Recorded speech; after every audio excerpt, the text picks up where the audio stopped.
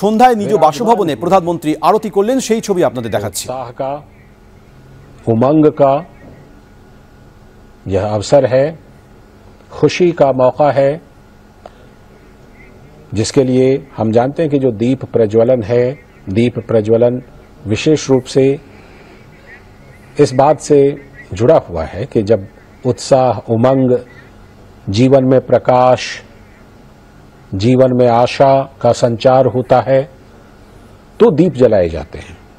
दीप अपने आप में आशा का प्रतीक है, उत्साह का प्रतीक है, उजाले का प्रतीक है। तो दीप प्रज्वलन और आज का दीप राम ज्योति के रूप में विशेष रूप से, वह इसलिए क्योंकि सदियों के बाद আপনাদের দেখাচ্ছি আজ সন্ধ্যায় নিজ বাসভবনে প্রধানমন্ত্রী নরেন্দ্র মোদী তিনি আরতি করেন। প্রথমে গর্ভগৃহে রামলালা প্রাণ প্রতিষ্ঠা, রাম মন্দির উদ্বোধন, তারপর নিজ বাসভবনে আরতি। এই মুহূর্তে আপনাদের সরাসরি নিয়ে যাব, আমাদের প্রতিনিধি উজ্জ্বল মুখোপাধ্যায় রয়েছে। উজ্জ্বল, রাম মন্দিরে প্রতিষ্ঠার পর সন্ধ্যায় এক আলোকের ঝর্ণাধারায় ভেসে গিয়েছে গোটা রাম মন্দির, কারণ সেখানে এক মায়াবী মোহময় রূপ তৈরি হয়েছে। এই মুহূর্তে মন্দির প্রাঙ্গণ চত্বরে কি ছবি? দেখো, একেবারেই আমরা রাম মন্দিরের প্রধান ফটকের সামনে দাঁড়িয়ে রয়েছি। আমি অতনুকে বলবো যতটা সম্ভব দেখাতে, যে দেখো এই হচ্ছে রাম মন্দিরের প্রধান ফটক এবং সেখানে দাঁড়িয়ে তুমি দেখতে পাচ্ছ গোটাটা একেবারে আলোয় ঝলমল করছে। এবং গতকাল পর্যন্ত বা আজকের বিকেল পর্যন্ত কিন্তু এখানে আসার ক্ষেত্রে ভীষণ কড়াকড়ি ছিল, কাউকে অনুমতি দেওয়া হচ্ছিল না।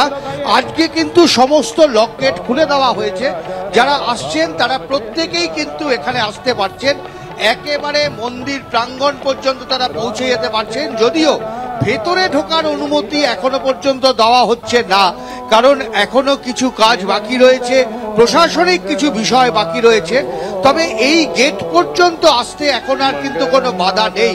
আর তাই যারা অপেক্ষা করেছিলেন তাদের কাছে কিন্তু এই গেট ছোঁয়া, রাম মন্দিরের মন্দির স্পর্শ করা, এটাই কিন্তু তাদের কাছে একটা বড় পাওনা।